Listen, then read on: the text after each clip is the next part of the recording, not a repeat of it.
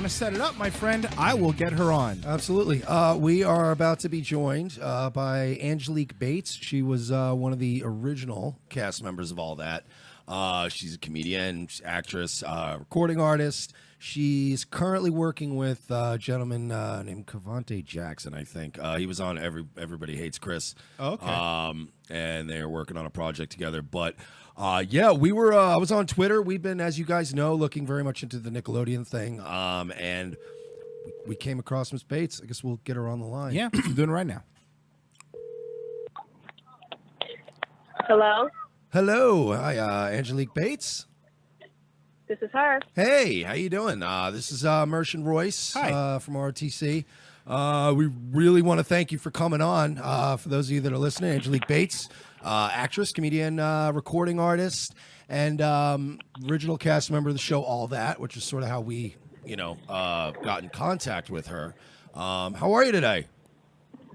I'm pretty good. Thank you for having me on. I'm literally driving as I talk to you guys. That's the only way I was going to be able to squeeze this in. Yeah, no, and we really appreciate it. I mean, like I said, we were just setting it up to our listeners. We've been back and forth for a couple weeks now, and you've been extremely busy. But yeah, we really want to thank you for coming on. And now you, I'm going to get right down to it. I mean, you were one of the original cast members of All That. Obviously, a show that pretty much anybody listening to this was raised on at some point. So yeah. What was that like? I mean, you were like 12, right? Or even younger? What was it like? Yeah, it was probably 12 years old. I mean, probably for any child at that age, it's exciting.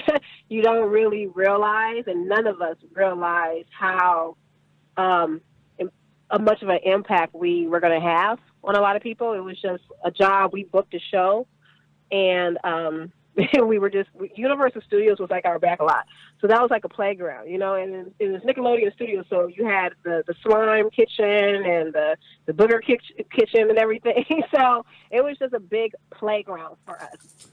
Some of us hadn't had anything of that magnitude. I think Kenan Thompson was probably the only one that actually, when he came in, he was from Mighty Ducks. So he was probably used to it, but a lot of us, we hadn't hit anything that major. See, and that's that's specifically one of the sketches I remember you from too, is the cooking one.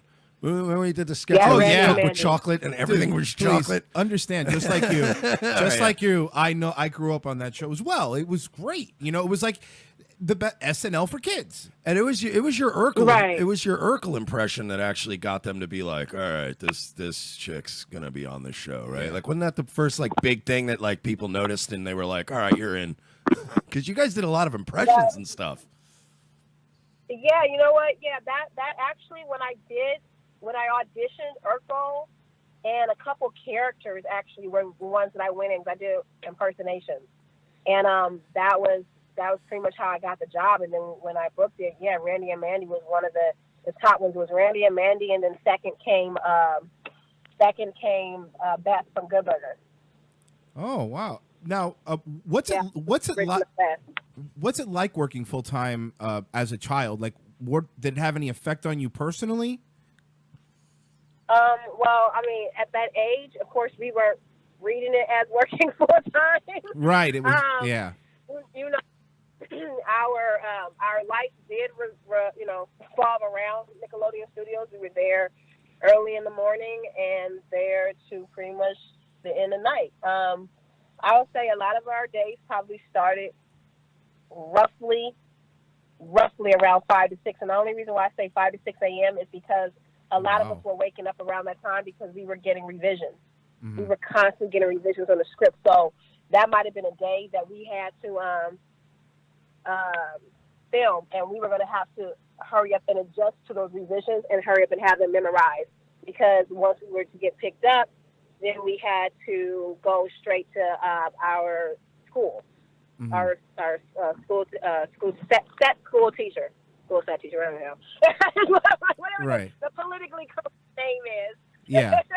But yeah, we had to go there, and then once we were done with our schooling, then it was to the set, or either it was lunch, whatever it was. It was a schedule that we were on. So I mean, our life, that was pretty much all we knew. So I don't think at that age we really were bothered. Because like I said, Universal Studios was our back lot, Right. once we were done, we went straight to Universal Studios, or we did something. But I mean, it was Nickelodeon Studios, almost like being at Disneyland. You know, it's ironic to say Disneyland because that's like, you know, their arch nemesis or whatever. But, you know, being on a Disneyland playground, you can just only imagine.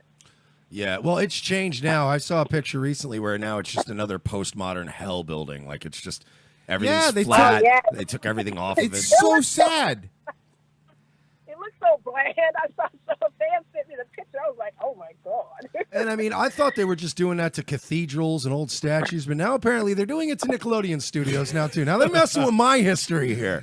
But now I'm curious. Now, you recently you kind of made some waves. There's been a lot of stuff going around Hollywood. And you came out recently as a survivor of both physical and mental abuse at the hands of actually it was your own mom, right? It was your manager? Well, see, yeah, he was my mom, but she was never my manager. People just automatically, you know, back then that was that whole area of stage moms or whatever, but she was never my manager, but she was definitely my mom. Got it. So, yeah, to answer your question. Okay. And was that something that ever, like, did that occur, like, that was on set? Like, was that around? Because obviously, like you said, you're at work most of the day, and then you're at school. Like, you're pretty much probably living in a studio. So, I mean, it's not something, like, it's something that people definitely were privy to and saw, right? I mean, it wasn't, like, a secret, I don't think. Well, I wouldn't say my mom was beating the crap out of me in front of people, but, you know, there were things that happened behind closed doors. We were all put in, like, condos or whatever, and sometimes apartments where maybe one of the cast members may have been a neighbor. Mm-hmm. So, you know, not to put anyone's names out there because it would be unfair to pull any other cast members into it. Right. But there was one season where I was put above a particular cast member's head. So they were aware, and that's how certain rumors started making it back to set. So production was aware because there were, you know, people can't hold water. Right. Yeah. You know. Yeah, so especially if you guys are kids too. It's, you know, it's already you know, a lot to ask to be working since 5 a.m. You know, again, even though you said it felt like a playground, it's still, you know, you're still getting up at 5 and memorizing lines. Right. It was and that I would say all of us are probably in agreement. That was probably the most dreadful part. Right. That we hate that part right there. Because at 5 a.m., oh my God, that was crucial. It was because we just knew we were about to get a revision, and you know, we're shooting like every week, so it's like some of us were in more scenes than others. Second season, they ended up cutting down a lot of my scenes, you know, due to politics that was going on. So I didn't really have that much of an issue. But you know, first season, I was in a lot of scenes, and I had a lot of lines that I had to hurry up and memorize the revisions. And, you know, as a kid, you know, you're doing it at 5 a.m., 6 a.m. in the morning because you're having to wake up early so you can memorize the script before you get picked up by the runner. Yeah, and I mean, doesn't that sort of that lack of, I guess, boundaries for a kid? I mean, that could, you know, obviously in your case and in the case of, like, let's say I know you're friends with, like, Katrina Johnson still, like, you know, obviously they don't all turn out completely whacked out, but it still has to have, I would assume, some sort of an effect on a child when you're basically living like an adult. In a lot of ways, you're the boss. I get what you're asking me now. Okay, because like I said, as a kid, no, that wasn't noticeable to us. It was, like I said, a lot of us, that was our first time booking stuff. As an adult, I understand what you're asking me. Right. So, as an adult, yes, I can see where that has probably contributed to a lot of issues and the whole stigma of, you know, child stars gone bad and the stress or whatever. In the era that I was on TV, I made it sound like I was like super ancient or something, but the era that I was on, back when I was a kid, right? Child labor laws hadn't completely. They weren't as strict as they were, like they are now. You know, so yeah, they were saying, you know, back then you had to follow certain rules. It was supposed to be mandatory that parents were on set Was that the case in certain situations? No, it was not, because being over in Orlando, it was kind of pushed for the parents to not be. Where my issues started happening with production was that my mom, it was a double-edged sword with my mom. You know, she was protecting me from production, and then, you know, at her hands, I was, you know, being abused. Right. So it's like, you know, it's kind of like a no-win situation right there. But where they started having a bullseye for her was that she was one of the parents that was not going to leave me unattended on set, because by law, parents are supposed to be there. So okay. They didn't like that fact that she wouldn't leave me. And that, you know, that's a theme.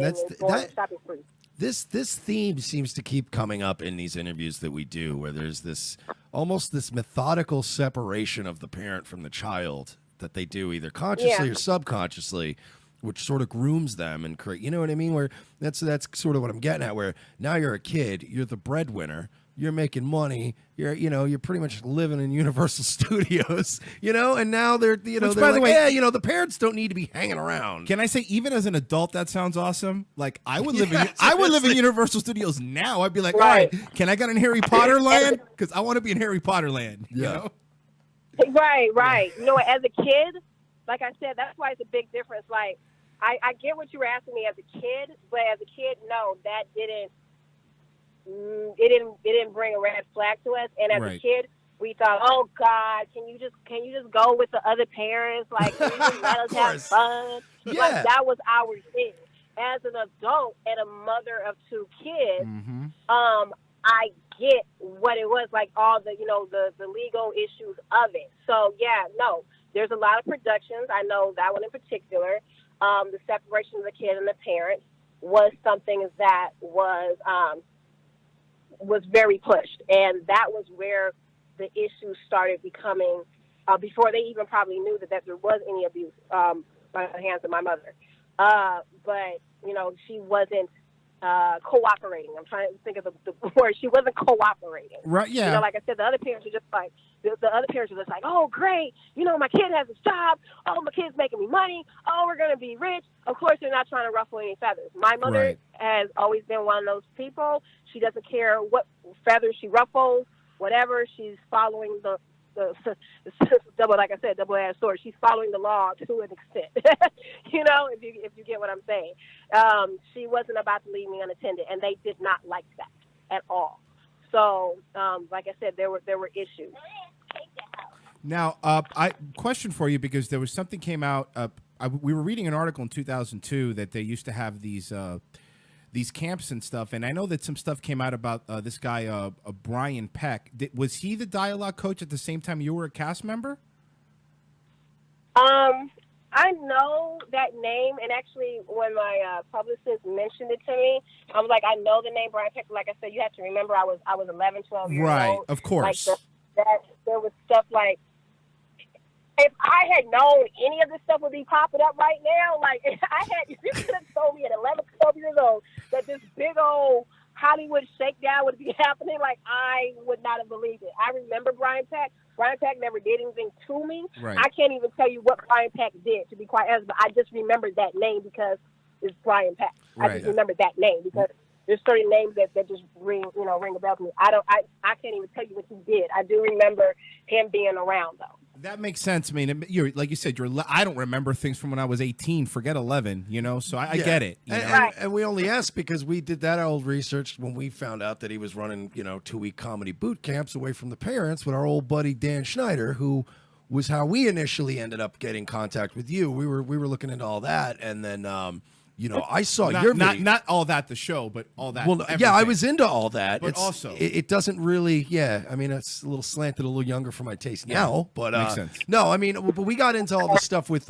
Schneider, and that's when I honestly came across your completely unrelated video where you were discussing. But again, we aren't really like trying to we're not trying to get anybody or get a I gotcha or a scoop. We are trying to uncover that there may be, Hollywood and these studios might be incubating a very toxic culture for kids, and then in many ways they tend to they try to encourage silence to protect their profits whenever they do find out about things like this, and that's sort of, and I mean, I would think, have you ever, if you were to think back to that time, if you did go to anybody on set and say, look, something happened to me, how do you think they would have reacted to something like that? You know what? Honestly, I don't even know, because back in the reason why I had to mention that particular period in time, that was before social media. That was before a whole lot of stuff, even with the trust funds, the Coogan accounts. That was before that became a legal thing, because parents were, taking the kids' money and everything. I think that was before being pregnant wasn't cool. Now you got celebrities all on red carpets like, I'm pregnant, I'm on my 20th. Like, being in a relationship, you had to lie about being in a relationship, let alone being married. So that particular time period, I think it would have been looked down on. It would have been probably like, they would have wanted it to be quiet. Yeah, I mean, it's only asking because it's not even, because, we see all the stories now that came out with Kevin Spacey and them paying people off and all these other people. And it's like, we're more, I mean, not that the other stuff that hasn't happened to adults in Hollywood isn't bad, because it is, absolutely. But we just have a feeling that they're not going to differentiate between adults and children. And like you said, you're 11, 12 years old, you're in Universal, you're hanging out, you don't think it's a job. But like when you become a mother yourself, you're like, well, wait a second, this is a little weird. Would I, I would, I'm going to be next to my kid. I'm not going to leave him alone with a strange dude all day. You know what I mean? It's this.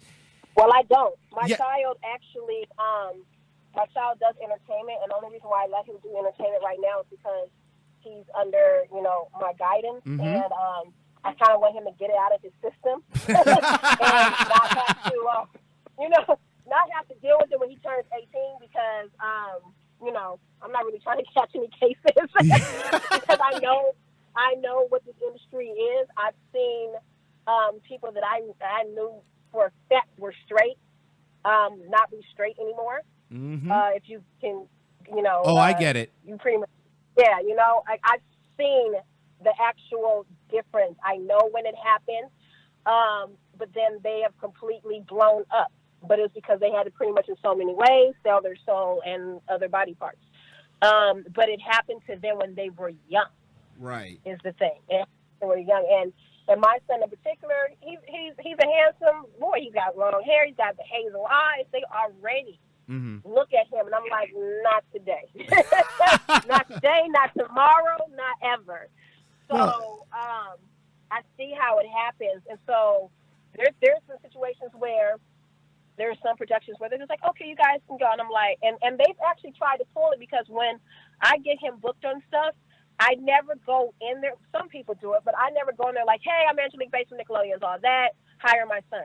Right. I don't, because one thing, as he gets older, I don't want it ever being, my mom did this. My mom's the reason. No one can ever tell him anything that he's earned was because of his mom. No, he actually got that role because he went in. Now, they find out that I am the girl from all that. Then they find out after the fact. But a whole other reason why I don't really do that is because of what happened with Nickelodeon and the whole being blackballed and everything over BS. I don't want that to tarnish him or any chances that he's got. Yeah, no, and that makes sense. And then you're right. People hold grudges, and is there anything did they ever do anything specifically to silence you, or they just blackballed you and they said you're out? So with the whole, that's really why everybody's tuning in. It's like, what was it that Nickelodeon did? Okay, so the thing is, like I said, with my mom was the one. Like I said, it was a double-edged sword with my mom. My mom was abusing me. But at the same time, my mom wasn't going for the okie doke. She was not going to leave me unattended. And I'm sorry if you hear any humming. My daughter is deciding she wants to go into a full Broadway chorus right now. It's okay. It's all right. It's all right. She's got a nice audience right now, and she might blow up over this. Right. So, she wasn't, you couldn't easily buy my mom. Like I said, everybody, nothing against anybody else's parents, but there were parents that it was their first time. So, of course, you don't want to ruffle any feathers because you don't want your child, who this is their first major thing, to get fired. You don't. What do? It's like, oh, you want me to go? Okay, bye.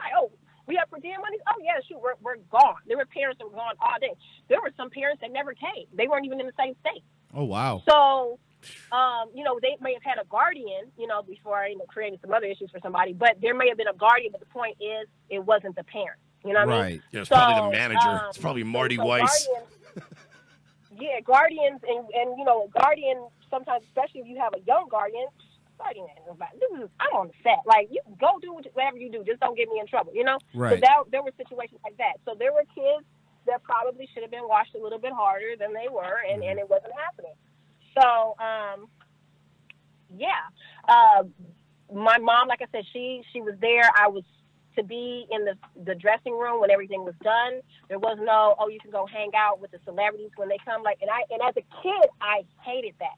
Right. We had Usher, we had TLC, Aaliyah, everybody coming through. The other kids could go and hang out, but I had to go back home. Like, I couldn't hang out, you know? Yeah. And as a kid, hated that.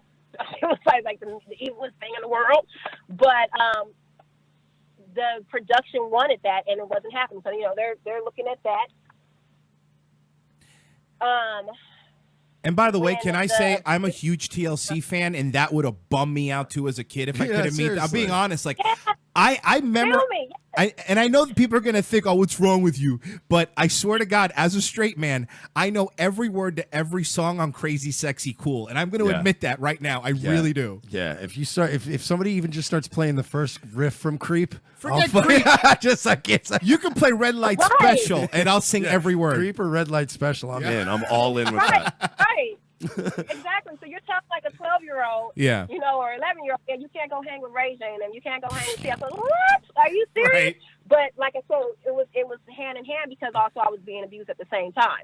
Right. So now I don't want to be at the house. Yeah, that actually makes me curious too. Now because we actually had somebody on here before who told us about, you know, like these weird auditions and they separate you from your parents. But she was one of those who, like you, her mom was like, no, I'm not leaving. She was kind of mad at her mom back in the day for blowing it for her. But at the same time, she's grown up into a very well-adjusted, well-balanced young lady. Right. So she kind of gets along with her mom now. Has your relationship improved with your mom? Have you guys kind of made amends or? No, not at all. She's still there. That the abuse had nothing to do with Nickelodeon.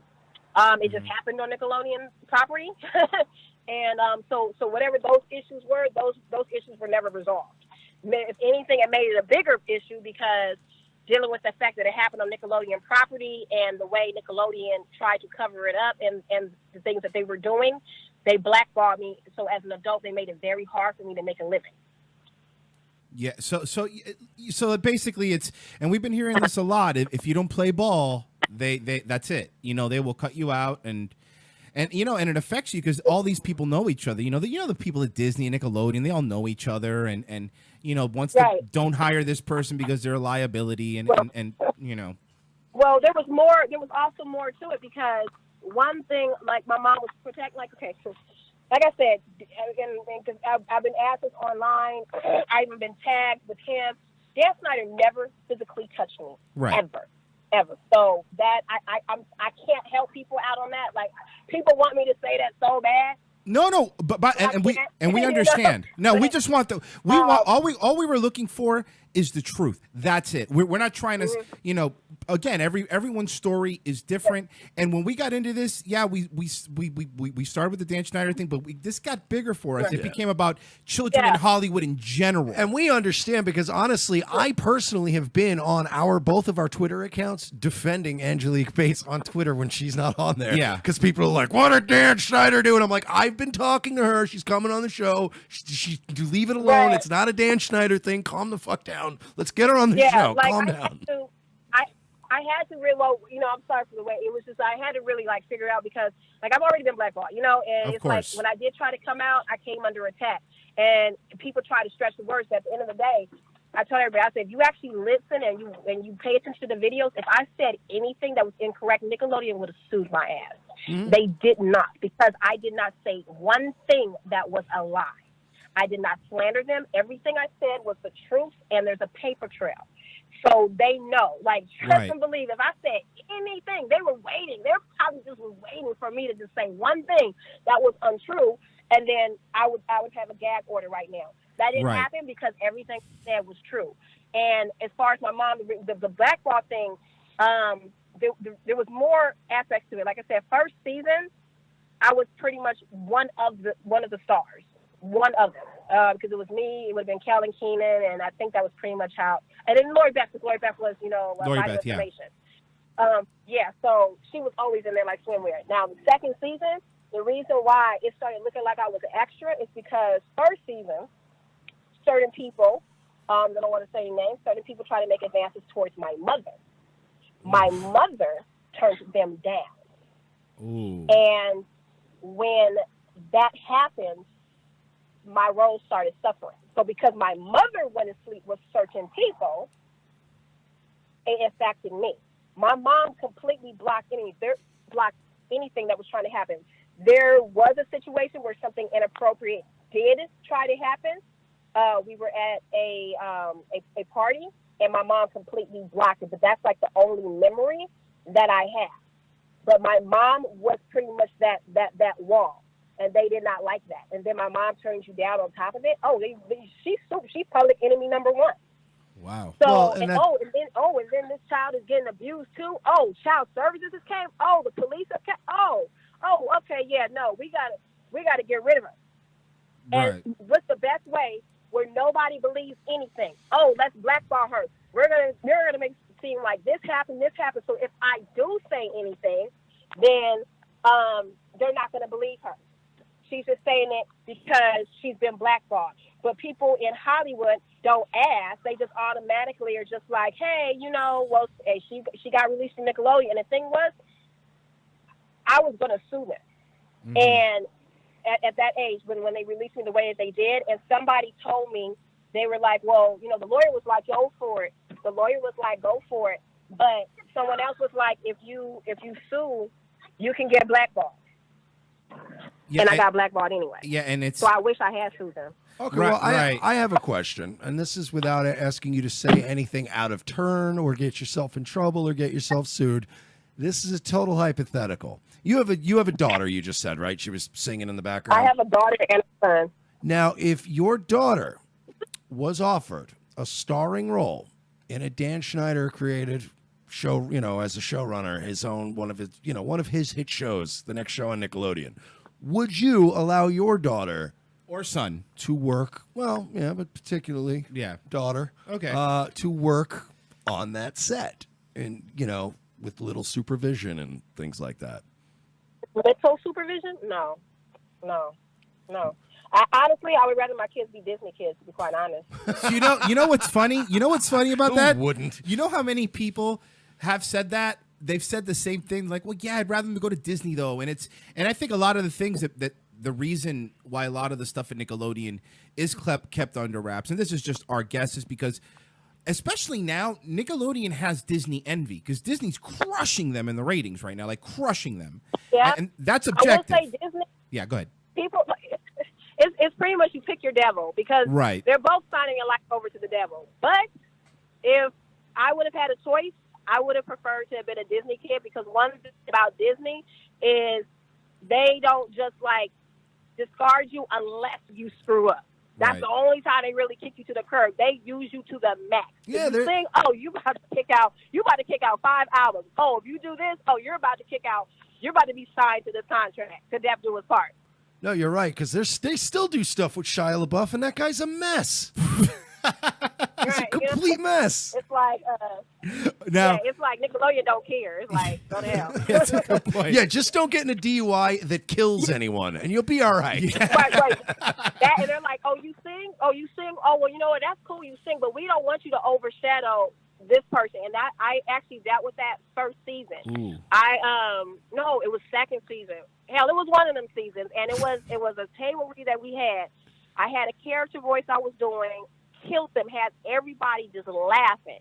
And actually, Dan took me to the side and was just like, yo, that was funny, blah, blah, blah.